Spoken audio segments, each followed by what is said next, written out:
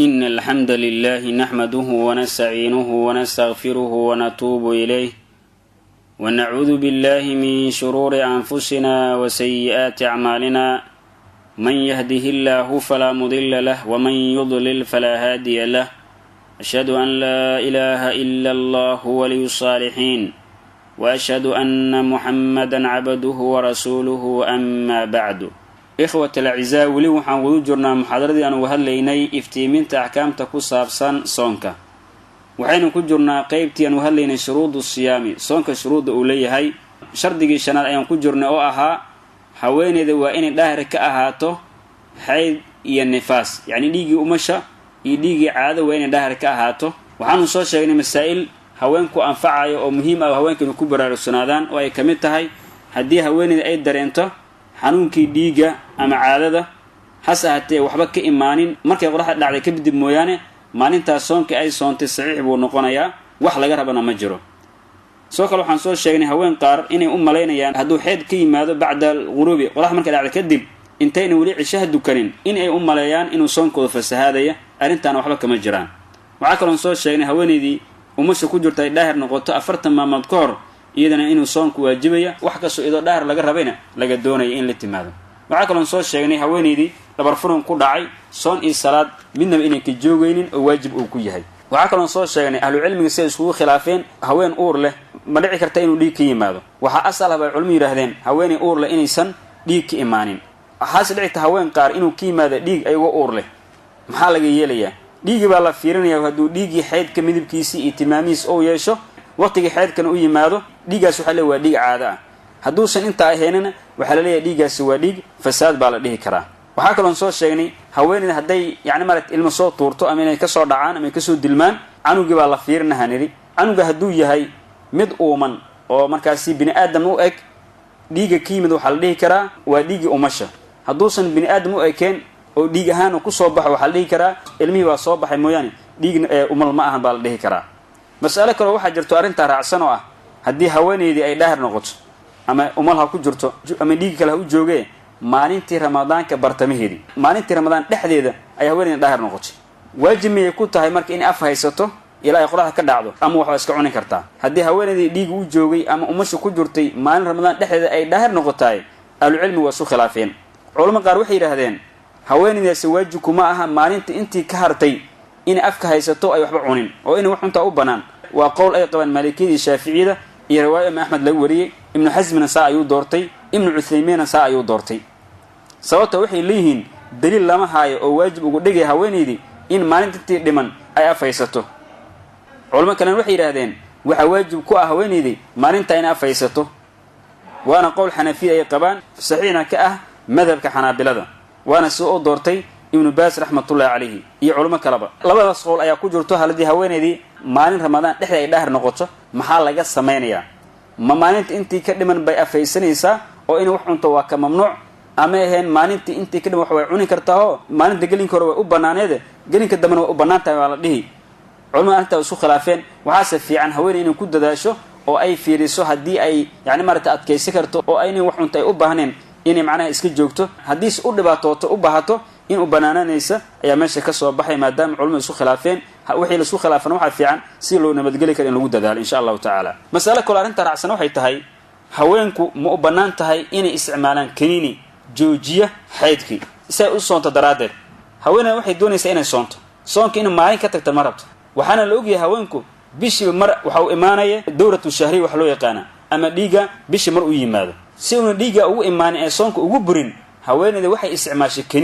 kaniin haday isticmaashay ma u banaan tahay arinta maxay culimada ka dhaxeen asal ahaan haweeneyda waxa u banaan inay kaniin isticmaasho si ay xeydku u joojiso asal ahaan way banaan tahay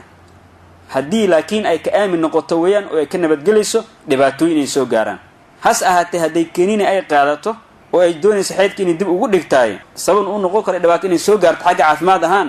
ama cudur ay ku yimaadaan haweeneydaas kaniin inay isticmaasho uma banaano sababtoo ah culimada baxthi arintan waxay sheegeen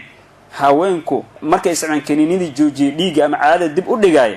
in dhibaatooyin badan ay la kulmaan sheekh ibn uthaymin rahmatullahi alayhi wuxuu leeyahay alladhi ara anna almar'ata la tasta'milu hadhihi alhubub la fi ramadan wala fi ghayrihi waxaan arkaa wuri haweeney inaysan isticmaalin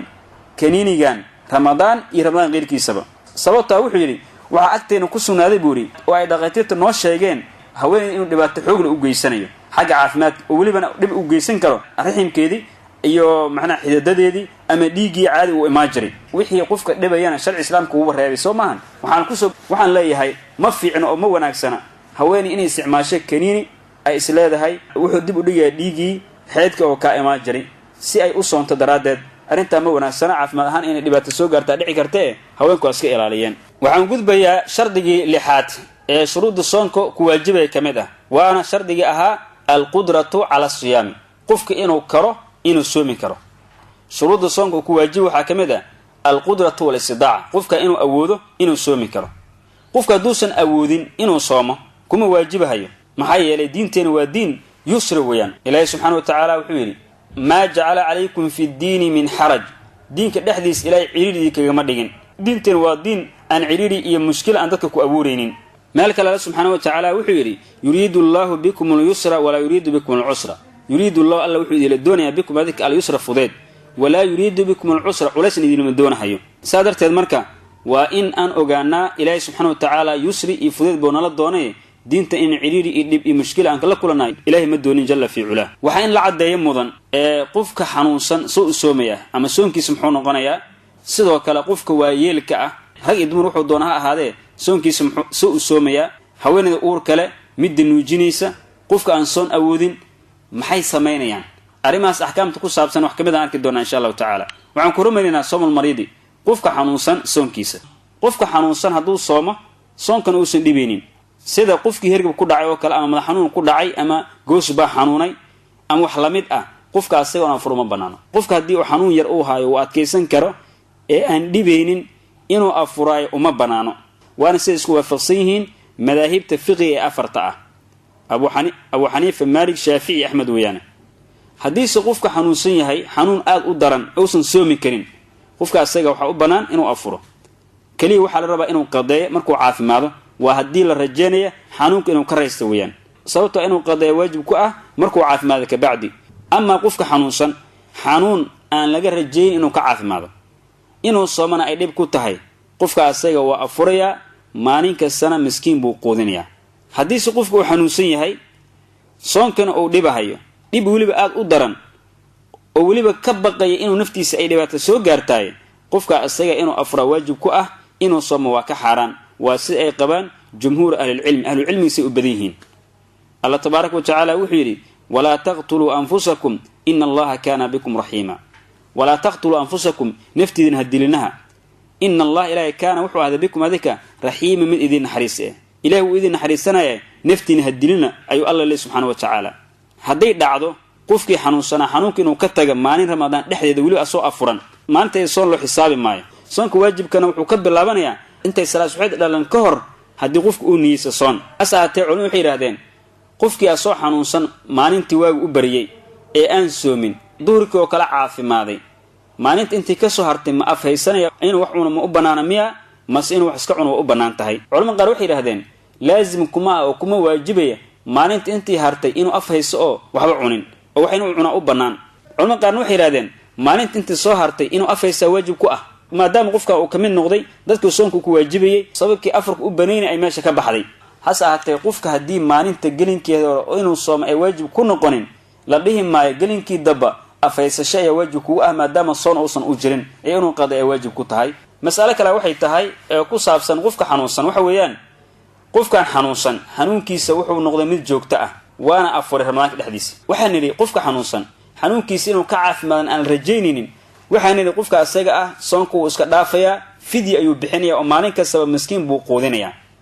qofkiisuu saas u ahaa 2 sano kabacdi wuu caafimaadayba oo xanuunkii waaba deeyey oo xanuunkii awal la dhahayay suuragal maaha qofka inuu soon wado la dhahayay wuuba deeyeyba qofka asaga inuu qadeeyo intii ka tagtay waajib ay ku tahay mise waajib kuma ahan qofkan xanuunsan xanuunkiisan lagu tiriyey inuu yahay mid joogto ah markii hore uu afuray cudurdaarka dartiisii miskiinna quudiyey kadibna ilaahay uu caafiyey inuu qadeeyo waajib kuma ahan sababtoo qofkaasi wuxuu la yimid waqtigii soonka uu waajibi wixii tabartiisa abuu la yimid waana sida uu raajaxsan weeyaan waxaan gudbaynaa qofka waayeelka ah ama haweeneyda duqda ah soonkooda muxuu noqonayaa odayga duqa ah iyo haweeneyda duqda ah oo da'da ah macnaha oo aad u duqoobi weeyaane waxa u banaan in ay soonka iska furaan hase ahaatee waxay bixinayaan fidi wax loo yaqaano oo maxay sameynayaan maalin kasta waxay quudanayaan miskiin Allah tabaaraka wa ta'ala wuxuu yiri wa 'ala alladhina yudiqunahu fidyatun da'amu miskiin ayadaasi waxa fi sari Abdullah ibn Abbas radiyallahu ta'ala anhuma waradahu wuxuu yiri huwa ash-shaykhu al-kabir wal mar'atu al-kabira wa odayga weyn iyo habarta weyn weeyaasha ah la yastadi'ani an yasuma aanan awoodin inay soomaan falyad'ama makana kulli yawmin miskinan maalin kasta booskeeda miskiin ha quudiyana maalin kasta booskeeda miskiin ha quudiyana maadaama ay awoodin inay soomaan waxa fidida ay tahayna waan arki doonaa iyo waxa qofka inuu bixiyo laga rabo waxaan gudbeynaa soomul haa'il war murdici haweeneyda canugu nuujinayso imida uur kale soonkooda muxuu noqon hayaa waxa u banaan haweeneyda uur kale ama midda nuujinaysa inay afuraan waa u banaan tahay ramadaanka dhexdiisa waa hadii inay soomaan ay awoodi waayaan waxa isku mid ah in uu cabsada naftooda ama in caruurta uu cabsadaan mid ay doontaan noqoto asal ahaan haweeney uur leh ama mid canug nuujinaysa hadii ay soonka awoodi waayaan caruurta uu cabsadeen ama naftooda kaliya uu cabsadeen in afuraan ba u banaan arintaas madaahibta fiqh afarta oo isku raacsan Anas ibn Malik ta'ala anhu waradahu wuxuu yiri qala an-nabiy sallallahu alayhi wasallam nabi ilaahi wuxuu yiri inna allaha azza wa jalla wada'a 'anil musafiri shadra as-salah wa 'anil hamili wal murdi'i as-sawm aw as-siyam Allah tabaaraka wuxuu ka dajiyay oo ka khafiifiyay qofka musafirka salaada kala barkeedii waa dhuhr iyo casr iyo cisho weeyaan oo dhuhrka muxuu dukanaa qofka musafirka laba casrka laba cishina laba maribka iyo salaad ay sidoo bay ahaanayaan sidoo kale Allah wuxuu ka fuday haweenka uurka leh ama mid nuujinaysa soonka buu ka fudeeyay حديث إمام أحمد الترمذي أساس على غير كذا إمام بن حديث كحويري وحسن صحيح وحديث حسن وصحيح هدي أي دعوة هوين ذي أور كلاهد أما مدي نوجينيسي إني أفران أيوة أبقى نفتودي وعبسدين أما وحي وعبسدين نفتودي يعروتودي هدي هوين ذي أور كلاهد أما مدي نوجينيسي أي أفران أيوة وعبسدين نفتوده أما نفتودي عروتودي وعبسدين محل جربه أيوة حال جربه كلي إني قضيان هذه نفتوضة أبقين أما نفتوضة يعروضة أبقين إن قضيان كليبا لغربا وأنا إجماع أهل العلم سيدة إمام قدامة إيو إمام النووي رحمة الله عليهما هذه سهويني دي أورك لهذه أما مدي النجنيسي أي أفرته أنا أفرته عروضة أبقى أكلية تيهر وحي هذه نفتوضة أبقين أما نفتوضة يعروضة لبضة أبقين كلية وحي واجب كأهانري إن قضيان wax kale laga raba ma jirto qaybtan waxa weeyaan haweeneyda uur kala heeday ama midii nuujinaysay waxay u baqeen caruurtooda oo kaliya mas'alaas markay saas tahay culimadu way isku khilaafeen haweeneyda uur kala heeday ama midii nuujinaysay ee caruurtooda kaliya u baqay waxa laga rabaa inay qadeeyaan fidyana ay bixiyaan yani miskiin inay qudaan baa laga doonayaa saan waxa yiri imaam Shaafici imaam Ahmad maalikiyadana waxay ku waafaqeen haweeneyda uur kale haday caruurteed u cabsato in qadaysi in fidyo bixisa ayaa ku waajib bay yiraahdeen qowl kale wuxuu leeyahay culimada qaarna waxay yiraahdeen labadan haween in qadeen un baa laga rabaa haweeneyda nuujinaysi ama midii uur kale haday caruurtooda haday u baqeen in qadaan kaliya waajib ku ah wax fidyo laga maraba yiraahdeen waan madhab Hanafi soo qaba waana soo doortay Ibn Baz ibn Uthaymin iyo culimo kale ay doorteen maalikiyadu waxay ka waafaqeen qowlka ah haweeneyda uur kale haday u badan caruurteeda in qadayso kaliya baa laga rabaa ee fidi kuma waajibahayo mas'aalaadka noocaas noqon waxa fiican sida ixtiyaadka ama wanaagsan waxa weeyaan haweeneyda uur kale heeday ama midii nuujinaysa ee u baqay caruurtoodii inay qadayaan taas waa isku raacsan yahay fidi ma raacinayaan waa mid la isku khilaafay waxa fiican haday heli karto fidi inay iska raaciyaan waa sadaqa oo u soconaysa khilaafka culimada ay uga baxaan hada wa billahi tawfiiq wassalamu alaykum wa rahmatullahi wa barakatuh